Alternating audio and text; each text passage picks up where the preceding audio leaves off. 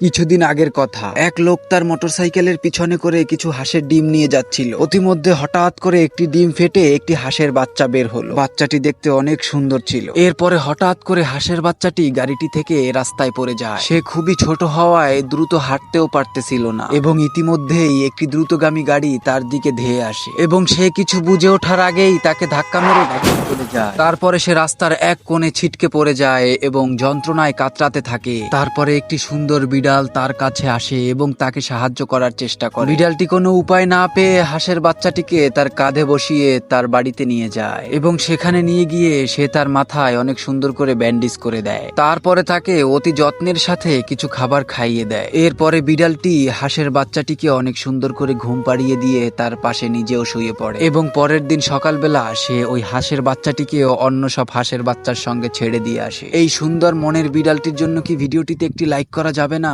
আর হ্যাঁ, এমন আরো নতুন নতুন ভিডিও পেতে চ্যানেলটিকে সাবস্ক্রাইব করে দিও। ধন্যবাদ।